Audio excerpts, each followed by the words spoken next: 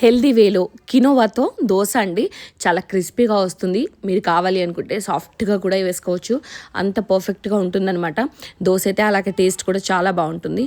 దీనికోసం ముందుగా 1 కప్పు గుండు మినపప్పు, అలాగే 2 కప్పుల కినోవా, 1 కప్పు వరకు బియ్యంని నేను వేసుకుంటున్నానండి. ఇక్కడ నేను రేషన్ బియ్యాన్ని వాడుకుంటున్నాను. అలాగే 2 టేబుల్ స్పూన్ల పచ్చిశనగపప్పు, అలాగే 1 టేబుల్ స్పూన్ వరకు మెంతులు వేసి అవన్నీ బాగా జల్లించుకున్న తర్వాత ఒక 2 సార్లు వాటర్తో బాగా కడిగి తర్వాత దాన్ని 8 గంటల పాటు నానబెట్టాలండి.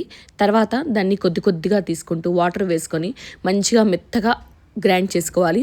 మళ్ళీ దాన్ని 8 గంటల వరకు పులిచేలాగా పెట్టేసుకున్న తర్వాత మనము కొద్దిగా సాల్ట్ కన్సిస్టెన్సీ అడ్జస్ట్ చేసుకుంటూ వాటర్ని కూడా వేసేసుకొని మనము దోశలు అయితే వేసేసుకోవచ్చండి. ఇందులో నేను ఎగ్ దోశ వేసుకున్నాను అనమాట. డైట్ చేసేటప్పుడు ఇలా ఎగ్ కినోవా దోశ అయితే ఇంకా బాగుంటుంది. అందుకనే నేనైతే వేసుకున్నాను. మీకు నచ్చిన విధంగా వేసుకోండి, ఎంజాయ్ చేయండి. అలాగే ఎలా ఉందో కూడా కమెంట్ చేసి చెప్పండి. థ్యాంక్స్.